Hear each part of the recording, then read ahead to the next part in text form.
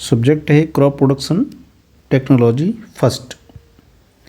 First means होता है खरीफ crop, और अगर यही सब्जेक्ट होता है क्रॉप प्रोडक्शन टेक्नोलॉजी सेकंड, तो इसका मतलब हो गया रबी सीजन क्रॉप, है ना।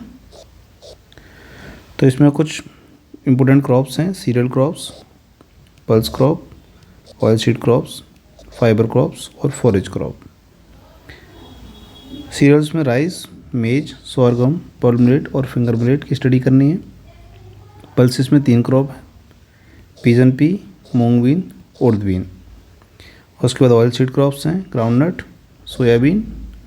2 आपकी फाइबर क्रॉप हैं: कॉटन एंड जूट। इसके बाद फॉरेज क्रॉप हैं: सोरगम, काउपी, क्लस्टर बीन और नेपियर। तो आज की क्लास में अपन स्टडी करेंगे मेज क्रॉप का कल्टीवेशन या मेज प्रोडक्शन टेक्नोलॉजी। मेज का जो बॉटनिकल नेम है वो जिया मेज है, जिया मेज, और ये ग्रेमनी फैमिली से बिलोंग करती है, जिसको अपन पोएसी भी कहते हैं या ग्रेमनी फैमिली या ग्रास फैमिली भी कहते हैं, grass family. It is called queen of serial, इसको क्वीन ऑफ सीरियल कहते हैं। मेज is one of the most important cereal crop in the world, both food for man and feed for animal. दोनों ही रूप में इसको कंज्यूम किया जाता है, मतलब मैंस के लिए भी इतनी यूज़फुल जितना एनिमल्स के लिए फीड के लिए यूज़फुल है। इसकी कुछ यूटिलिटी है, यूज़ है या इम्पोर्टेंस है, अपन कहते हैं इकोनॉमिकल इम्पोर्टेंस क्या है मेज का। तो सबसे फर्स्ट है, इंडिया में 85% मेज का प्रोडक्शन किया जाता है और ह्यूमंस के द्वारा इसको कंज्यूम किया जाता है। 85% ऑफ मेज production in the country is consumed by human food, और इसकी बहुत सारी डिशेस बनाई जाती हैं, जैसे चपाती है।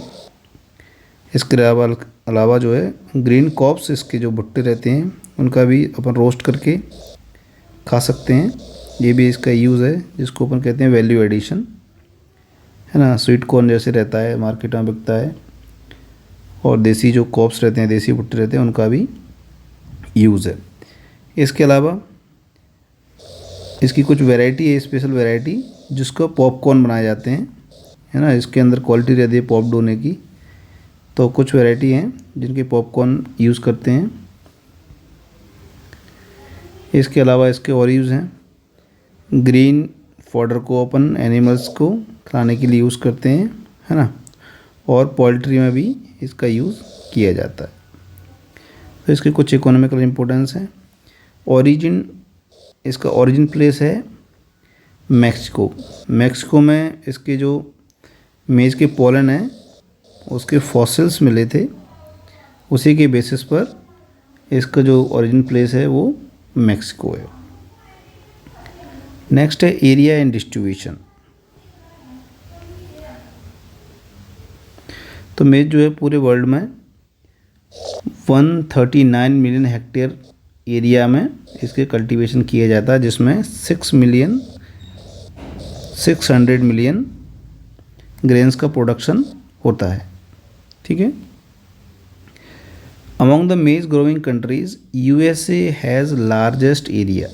यूएसए के पास सबसे ज़्यादा एरिया है, followed by Brazil, China, Mexico and India.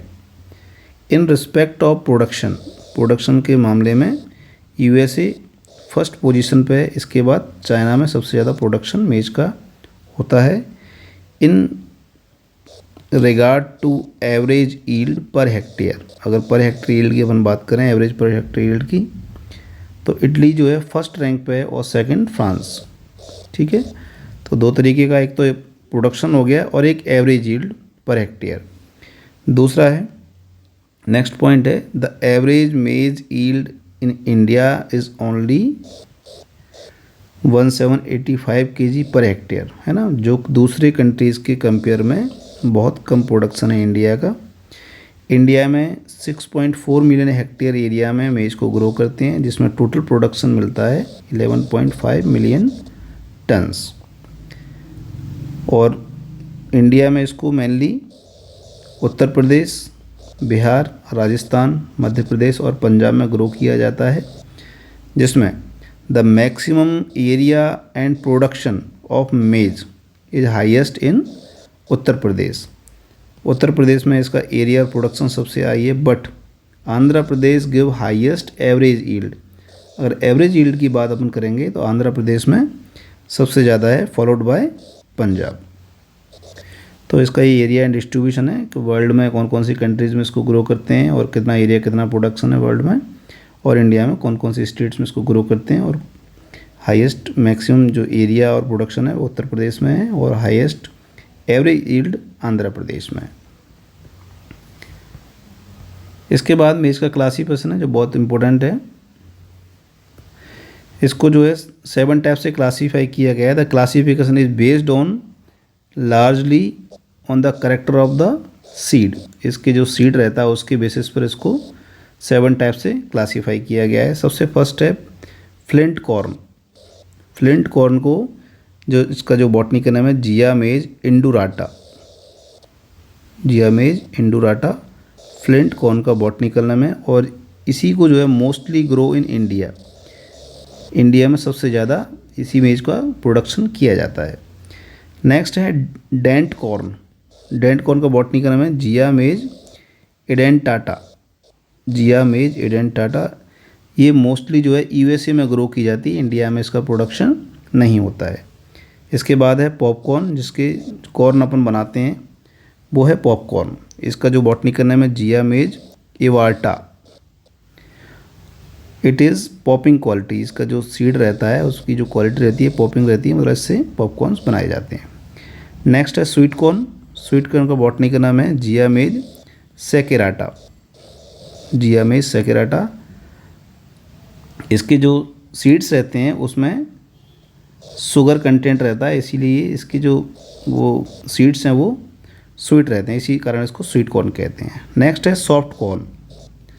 Soft corn का बॉटनी का नाम है जियामेज एमाइलेसी। जियामेज एमाइलेसी सॉफ्ट कॉर्न का बॉटनिकल नेम है। इसके जो सीड रहते हैं वो सॉफ्ट रहते हैं। नेक्स्ट है जियामेज टूनिकाटा। इसको पॉड कॉर्न कहते हैं, इसका कल्टीवेशन रेयर ही कहीं होता है। इसके बाद है वैक्सी कॉर्न। वैक्सी कॉर्न का बॉटनी का नाम है जियामेज स्रेटिना कुलेश। तो ये 7 टाइप्स का क्लासिफिकेशन है मेज का और 7 टाइप्स का इसकी जो बॉटनिकल नेम है वो इस स्लाइड में बताए गए हैं। नेक्स्ट है इट्स बॉटनिकल डिस्क्रिप्शन। तो बॉटनिकल डिस्क्रिप्शन में सबसे फर्स्ट है इसका रूट।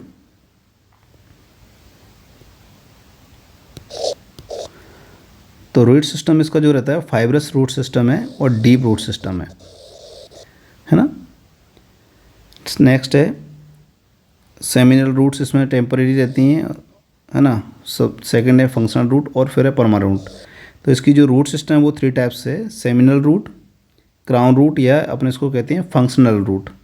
थर्ड जो टाइप रूट है ब्रेस रूट कहते हैं या एरियल रूट कहते हैं, और ये परमानेंट रूट रहती है ना।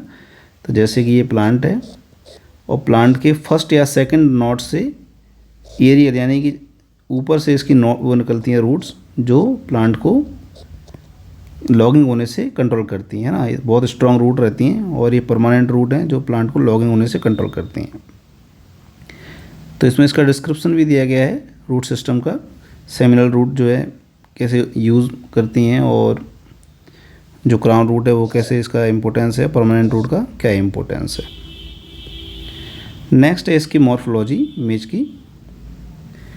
तो प्लांट्स में 2 पोर्शन मेजरली रहते हैं। सबसे फर्स्ट है रूट सिस्टम जो सॉइल अंडर द सॉइल रहता है। सेकंड है शूट सिस्टम जो अबव द सॉइल रहता है, ठीक है। तो इसका जो लीफ का अरेंजमेंट है वो अल्टरनेट लीफ अरेंजमेंट रहता है, एक लीफ इस तरफ है एक लीफ इस तरफ है, और फ्लैग लीफ इसमें रहती है। फ्लैग लीफ ये सबसे लास्ट जो अपर मोस्ट जो है लास्ट की लीफ है इसको कहते हैं फ्लैग लीफ, है ना। इसके बाद कोई लीफ नहीं रहती है और सबसे ज़्यादा फोटोसिंथेसिस में फ्लैग लीफ का कंट्रीब्यूशन रहता है। और जो लीफ का जो इसका स्ट्रक्चर है वो ब्लेड नुमा रहता है ना। और जितनी भी सीरियल्स क्रॉप है उनकी क्वालिटी है कि इसमें नोड और इंटर नोड पाया जाता है। नोड यानी कि हो गया ये जो गांठा नुमा संरचना रहती है ये नोड है, और दो नोड के बीच की दूरी को कहते हैं इंटर नोड। तो इसका ये बॉटनी का डिस्क्रिप्शन है। और इसके अलावा जो ऊपर इसका जो फ्लावर पोर्शन है इसको अपन टेसल कहते हैं। ये सबसे फर्स्ट में अपीयर होता है प्लांट्स में, ये जो पोर्शन है वो टेसल है ना। और जहाँ पर कॉप बनते हैं जैसे ये दिया है, ये है सिल्क जो रहता है वो फीमेल पार्ट है और टेसल जो है वो मेल पार्ट है। और यहाँ से जो है पोलन ग्रेन्स सिल्क के ऊपर आते हैं और फर्टिलाइजेशन होता है ना। और इसको मोनोसियस प्लांट कहते हैं। इस प्लांट में मेल और फीमेल दोनों ही पार्ट इसमें कंबाइंड रहते हैं, इसलिए इसको मोनोसियस प्लांट कहते हैं। और यहाँ पर दिया है ये प्रॉप रूट, जो प्रॉप रूट जो देख रहे हैं आप, फर्स्ट नोड से निकली हुई हैं, इन्हीं को अपन परमानेंट रूट भी कहते हैं। तो इसका ये मॉर्फोलॉजिकल कुछ डिस्क्रिप्शन है। नेक्स्ट है क्लाइमेट रिक्वायरमेंट, सॉइल रिक्वायरमेंट और इट्स वेराइटीज़। तो मेज़ को जो है वार्म वेदर क्लाइमेट की रिक्वायरमेंट रहती है ना, इसके ग्रोथ और डेवलपमेंट के लिए। और इसे 3000 मीटर एल्टीट्यूड पे इजीली ग्रो कर सकते हैं। सॉइल के लिए इसके लिए जो है maize is the best adopted to well drained soil sandy loam to silty loam. इसको सैंडी टू सिल्टी लॉम में इजीली ग्रो कर सकते हैं, जिसका pH 5.5 से 7.5 के रेंज में होना चाहिए। तो मध्य प्रदेश के लिए कुछ रिकमेंडेड वेराइटीज़ हैं, है ना। हाइब्रिड वेराइटीज़, कंपोजिट वेराइटीज़, दो वेराइटीज़ इसके लिए रिकमेंडेड हैं। तो हाइब्रिड में गंगा 1, गंगा 4, डेक्कन 101, DMH 109, है ना, Pusa early hybrid 1, Pusa early hybrid 2, विवेक हाइब्रिड। इस तरह से इसमें काफ़ी सारी वेराइटीज़ के नाम दिए हैं। फिर है कंपोजिट वेराइटी, नर्मदा मोती, जवाहर मक्का 216, शक्ति, चंदन मक्का 1, जवाहर मक्का 8, जवाहर मक्का 12। ये जबलपुर से JNKV से निकली हुई वेराइटीज़ हैं। मध्य प्रदेश के लिए ये सभी वेराइटीज़ रिकमेंडेड हैं। फार्मर चाहें तो हाइब्रिड सीड को ग्रो कर सकते हैं और चाहे तो कंपोजिट वेराइटी को ग्रो कर सकते हैं। नेक्स्ट है फील्ड प्रिपरेशन। तो इसको ग्रो करने के लिए कैसे फील्ड को प्रिपेयर करना है। मेज is need seed bed which is friable, well aeration और मॉइस्ट एंड बीड फ्री। ये तीन चीज़ें कंडीशन बहुत इंपॉर्टेंट है। एक तो बीड फ्री सीड बेड होना चाहिए, मॉइस्ट होना चाहिए प्रॉपर जर्मिनेशन के लिए, और एरेशन होना चाहिए उसमें, और फ्राइबल यानी कि भुरभुरी मिट्टी अपन तैयार करते हैं जिससे सीड जो है ईजिली ग्रो कर सके और जर्मिनेट कर सके, उसको कोई भी प्रॉब्लम नहीं फेस करनी पड़े जब वो सॉइल से ऊपर आता है तब। तो ऐसी कंडीशन को अपन को गेन करने के लिए क्या करना होता है। तो इस कंडीशन को गेन करने के लिए क्या करते हैं, first ploughing by invert plough. Invert plough क्या होता है, इन्वर्ट प्लाउ जो है सॉइल को इन्वर्ट करता है ना, एटलीस्ट 20 to 25 सेंटीमीटर डीप। तो 20 से 25 सेंटीमीटर मिट्टी के अंदर जाके उसको पलटते हैं मिट्टी को। It should be followed by टूटी थ्रू हैरोइंग, यानी इसके बाद 2 से 3 बार हैरोइंग करना चाहिए, या 3 से 4 बार इंटरक्रॉस प्लॉइंग करना चाहिए, है ना। और पाटे की सहायता से ploughing should be done after each ploughing, है ना। प्लैंकिंग का मतलब होता है पाटा चलाना। पाटा चलाने से क्या होता है, प्लैंकिंग करने से जो क्लॉट्स रहते हैं बड़े बड़े वो ढीले टूट जाते हैं और खेत जो है वेल लेवल्ड हो जाता है, वेल लेवल्ड। इसके अलावा नेक्स्ट पोर्शन है सीड एंड सोइंग, जो इम्पोर्टेंट पोर्शन एग्रोनॉमिकल एस्पेक्ट से। सर्टिफाइड सीड फार्मर को यूज़ करना चाहिए, इम्प्रूव वेराइटीज़ की यूज़ करना है जिसका जर्मिनेशन परसेंट हाई हो, हाई यील्डिंग वेराइटीज़ हो, और जो ड्रॉट, इंसेक्ट और डिसीज़ रेसिस्टेंस हो, और एडवर्स क्लाइमेटिक कंडीशन यानी वाटर लॉक्ड कंडीशन में और ड्रॉट कंडीशन, दोनों ही कंडीशन में सर्वाइव कर सके इजीली, ऐसी वेराइटीज़ को सिलेक्ट करना चाहिए। इसके अलावा इसकी सीड रेट और स्पेसिंग है। इसकी plant population 60 to 65,000 per hectare रहती है। डिज़ायरेबल एक यील्ड को गेन करने के लिए इतनी प्लांट पॉपुलेशन होना ही चाहिए, है ना।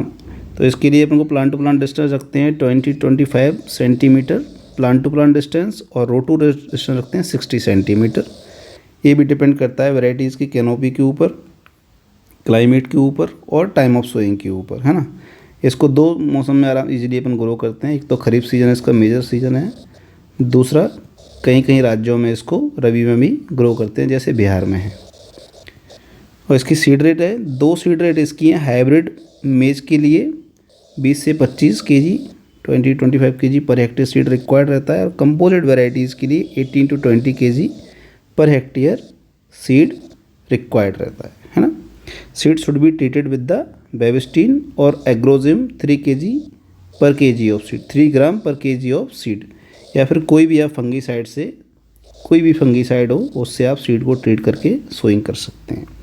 मेथड ऑफ प्लांटिंग या मेथड ऑफ सोइंग, तो इसकी 3-4 मेथड बहुत कॉमन है। सबसे फर्स्ट है planting on the side of ridge.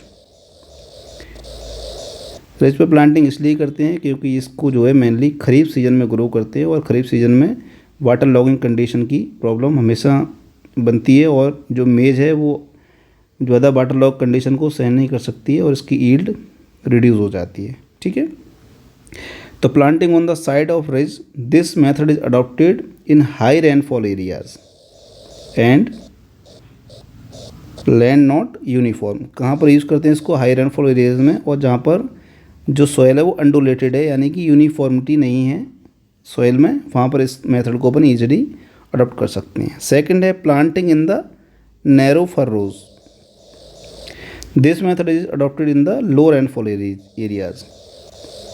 फर्रोज क्या होते हैं आप समझ लें। यहाँ पे जैसे अपन रिज बनाते हैं तो 2 रिज की जो एक मिडिल की जगह है इसको कहते हैं फर्रो, और ये कहाँ पर अपन अडॉप्ट करते हैं? जहाँ पर रेनफॉल कम है, क्योंकि फर्रोज में वाटर जो है स्टोर होता है, और इसको अपन वहाँ पर ग्रो करते हैं जिससे कि उस वाटर जो स्टोर वाटर है उसका रूट्स जो है प्लांट्स जो ईजिली यूज़ कर सकें। नेक्स्ट है planting in flat bed with no earthing up. ठीक है, this method is adopted in the normal condition. Earthing up का मतलब होता है जैसे यहाँ पर प्लांट्स अपन ने ग्रो किए हैं और इस पर अपन 30 to 40 डेज आफ्टर सोइंग इस पर अपन मिट्टी को अपन किसी भी फावड़े की सहायता से या खुरपी की सहायता से या कोई इंस्ट्रूमेंट की सहायता से, एग्रीकल्चर इम्प्लीमेंट की सहायता से मिट्टी को अपन प्लांट्स की जड़ों को कवर करते हैं, इसको कहते हैं अर्थिंग अप। ठीक है, नेक्स्ट मेथड है planting on flat bed and earthing up to 40 to 45 days after planting. Same method है, बस इसमें 45 to 45 डेज में 40 to 45 डेज बाद अपन इसमें अर्थिंग अप करते हैं। और इस मेथड को जो है अपन अडॉप्ट करते हैं heavy storm during the rains, यानी कि जहाँ पर ज़्यादा तेज़ हवा चलती है उस जगह पर इसको कर, जिससे प्लांट जो है लॉजिंग नहीं होते हैं, प्लांट गिरते नहीं हैं। नेक्स्ट है टाइम ऑफ सोइंग, तो इसका टाइम ऑफ सोइंग जो है 15 मई to 15 जून है सेंट्रल इंडिया के लिए। इसको अपन 15 मई से 15 जून तक बुवाई कर सकते हैं। अगर मानसून लेट है तो इसको अपन 15 जुलाई तक ईजिली सोइंग कर सकते हैं। नेक्स्ट है मैन्यूर एंड फर्टिलाइज़र, तो 10 to 15 ton well rotted organic manure को अपन जो है 15 to 20 days before sowing field में ऐड करते हैं, जिससे वो इजीली डिकम्पोज हो जाए और जो उसमें जो माइक्रो ऑर्गेनिज्म रहते हैं वो कॉलोनाइजेशन कर लें, कॉलोनीज़ को डेवलप कर लेते हैं।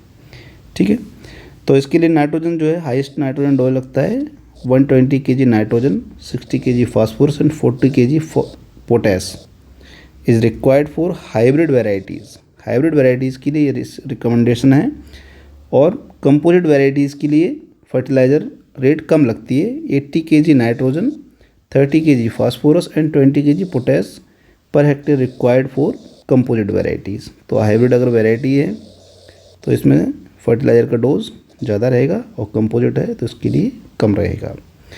और देने का क्या मेथड है इसमें? नाइट्रोजन फास्फोरस को full dose of phosphorus and potash and half dose of nitrogen applied at the time of sowing, और इसी मेथड को अपन कहते हैं basal dose of NPK। And remaining 50% nitrogen divided in equal part and applied first जो है अपन 25% nitrogen at knee stage. Knee stage कब आती है? 30 to 35 days after sowing, and second dose of nitrogen applied at tassel initiation. अपन tassel अभी अपन ने इसकी मॉर्फोलॉजी पढ़ी थी तो उसमें अपन पढ़ा था जो मेल फ्लावर रहते हैं उसको टेसल कहते हैं। तो ये नाइट्रोजन देने का इसमें एक मेथड है। नेक्स्ट है water management. Maize is very susceptible both to excess water and moisture stress condition. तो दोनों ही कंडीशन जो है ये ससेप्टेबल है। अगर ज़्यादा सूखा पड़ता है तो क्रॉप तब भी सर्वाइव नहीं कर सकती, और ज़्यादा अगर वाटर लॉक्ड कंडीशन है, वाटर स्ट्रेस कंडीशन है, तब भी ये सर्वाइव नहीं कर सकती। इसीलिए अ गुड क्रॉप टू मेज required about 460 to 600 mm water during its life cycle, है ना। और इसमें जो इरिगेशन की क्रिटिकल एक स्टेज रहती है, critical period for the watering is tasselling to silking stage. अगर इस समय पर अपन ने सिंचाई नहीं की या बारिश नहीं होती है तो इस समय जो है क्रॉप की ईल्ड रिड्यूस हो सकती है। नेक्स्ट है वीड मैनेजमेंट। तो जैसा कि अपन सब जानते हैं, वीड जो है प्रॉब्लम क्रिएट करते हैं खरीफ सीजन में सबसे ज़्यादा, और ये क्रॉप्स को ईल्ड को रिड्यूस करते हैं। कैसे? जो कॉमन ग्रोथ फैक्टर रहते हैं प्लांट्स के लिए, क्रॉप्स के लिए, उनके लिए क्रॉप के साथ कॉम्पीट करते हैं और क्रॉप के सभी ग्रोथ फैक्टर को ईजिली अपटेक करते हैं, और क्रॉप्स को या तो उसकी ग्रोथ डेवलपमेंट को रिड्यूस करेंगे या उसकी ईल्ड को रिड्यूस करेंगे। ठीक है, इसमें दो टाइप की वीड्स मेजर लिए हैं, ग्रासी वीड्स और broad leave weeds. Grassy weed में एकानोकुला कोलोनम, जिसको अपन बार्नयार्ड ग्रास भी कहते हैं, एकानोकुला क्रसगेली, जिसको अपन जंगली राइस कहते हैं, वाइल्ड राइस, और इल्यूशन इंडिका गूस ग्रास इसको कहते हैं, साइनोडोन डक्टिलन बर्मुंडा ग्रास इसको कहते हैं, और साइप्रस रोटेंडस इसको अपन नट ग्रास कहते हैं। ये सभी वीड जो है ग्रासी वीड्स में आते हैं, है ना। फिर है broad leave weeds, Celosia argentea, Commelina benghalensis, Phyllanthus niruri, Amaranthus viridis. इसके अलावा भी वीड्स की जो पॉपुलेशन है या डेंसिटी है या टाइप्स हैं वो रीजन टू रीजन वेरी करते हैं। तो मध्य प्रदेश में ये सभी कॉमन वीड हैं, इसके अलावा भी बहुत सारे वीड्स हैं। कुछ इंपॉर्टेंट वीड्स को अपन ने लिस्ट किया है। इनको अपन कंट्रोल कैसे कर सकते हैं? तो फर्स्ट मेथड है 2 से 3 बार मैनुअल हैंड वीडिंग करते हैं, इसमें इसके थ्रू अपन कंट्रोल कर सकते हैं। अगर लेबर अवेलेबल नहीं है तो उस समय अपन क्या करते हैं, एल्ट्रा और सेमाजिन नामक हर्बिसाइड जो है उसका यूज़ करते हैं। कितना? 1.25 to 1.50 EI per hectare with 100 litre 1000 litre of water per hectare ना। इसको 1000 लीटर पानी में डाइल्यूट करके और वीड्स के ऊपर स्प्रे करते हैं। नेक्स्ट केमिकल एलाक्रोर, इसको अपन 5 लीटर पर हेक्टेयर यूज़ करते हैं। नेक्स्ट है इसके कुछ इंपॉर्टेंट डिसीज़ हैं, जैसे seed rot and seedling stage. इसमें क्या होता है, पुअर इमरजेंस होता है, rotting of the seeds in collar region और बिल्टिंग ऑफ द सीड्स, है ना। तो ये जब जर्मिनेशन से पहले ही इस फंगस का अटैक होता है और क्रॉप जो है ग्रो नहीं हो पाती या जर्मिनेट ही नहीं हो पाती है। जर्मिनेट होती है तो सीडलिंग स्टेज पर ही प्लांट जो है डेड हो जाते हैं। इसके कंट्रोल के लिए अपन को वेबिस्टीन नामक और थायरा नामक जो फंगीसाइड है उससे सीड को ट्रीट करके बुवाई करनी चाहिए। नेक्स्ट है ब्लैक बंडल डिसीज़, है ना। इसके भी लिए भी सीड ट्रीटमेंट करते हैं। फिर नेक्स्ट है बैक्टीरियल स्टॉक रॉट, है ना। इसमें जो कॉलर होता है प्लांट्स का, यानी कि जहाँ से प्लांट्स सॉइल से ऊपर की तरफ बढ़ता है वहीं पर इसके आसपास जो स्टेम रहता है, स्टेम के आसपास इसका इफेक्ट होता है और प्लांट जो है गिर जाता है। नेक्स्ट है इसके कंट्रोल मेजर भी दिए। इसमें ड्राइनेज प्रॉपर करना चाहिए, है ना। ब्लीचिंग पाउडर केमिकल है, इसको अपन 20 से 25 kg पर हेक्टर की दर से अप्लाई कर सकते हैं, है ना। शुगर कैन डाउनी मिल्डू भी एक डिसीज़ है, लीफ ब्लाइट एक डिसीज़ है। इनके कंट्रोल भी इसमें दिए हैं। मैनकोजेब 75W का इसमें स्प्रे कर सकते हैं अपन। और ग्रोविंग जो डिसीज़ रेसिस्टेंट वेराइटी हैं जैसे गंगा सफ़ेद है, तरुण है, नवीन है, इन सब वेराइटीज़ को भी अपन ग्रो कर सकते हैं। नेक्स्ट है इंसेक्ट। इंसेक्ट में सबसे फर्स्ट है जो मेजर है स्टेम बोरर, फिर सूट फ्लाई, खरीफ ग्रास होपर, कटवॉर्म और वाइट ग्रब। ये इसकी मेजर इंसेक्ट हैं। इनके कंट्रोल भी इसमें दिए हैं, इनके थ्रू अपन इसको कंट्रोल कर सकते हैं। नेक्स्ट है final harvesting, threshing and yield. Harvest of maize crop when husk has turned yellow and grain are hard enough having less than 30% moisture। तो अपन क्रॉप को कब हार्वेस्ट करेंगे? जब अपन को लगेगा कि अपनी जो अपन क्रॉप थी वो ग्रीन से येलोइंग स्टेज पर आ गई है और इसके ग्रेन जो है हार्ड हो गए हैं। तब इसको अपन को हार्वेस्ट करना है। Remove the husk from the cob and then dry the them in sun. इसको क्या करते हैं अपन, देखो इसके दो मेथड हैं, या तो अपन इंटायर प्लांट को कट करेंगे या फिर जो उसके अंदर जो भुट्टे कॉब लगे हुए हैं कॉब को अपन यहाँ से रिमूव करेंगे। तो फार्मर कोई भी एक मेथड यूज़ कर सकते हैं, चाहे तो इंटायर क्रॉप को कट करें और चाहे उसके कॉब को। तो कॉब को अगर वहाँ से अपन अपरूट कर रहे हैं, मतलब वहाँ से निकाल रहे हैं या उसको काट रहे हैं, तो उसको सन ड्राई करना है 7 से 8 डे तक। इसके बाद उसको थ्रेसर में ग्रेन्स को रिमूव करना है ना। या तो अपन बीटिंग या तो लकड़ी के माध्यम से कॉब्स को पीटते हैं या फिर क्या करते हैं उसको थ्रेसर के थ्रू रिमूव करते हैं उसके सीड्स को। और फाइनल इसकी ईल्ड है, हाइब्रिड वेराइटीज़ की ईल्ड है 50 से 60 क्विंटल पर हेक्टेयर, क्योंकि हाइब्रिड जो है ज़्यादा प्रोडक्शन देती है। और कंपोजिट वेराइटी का है 45 से 50 क्विंटल पर हेक्टेयर। तो ये मेज का कल्टीवेशन है।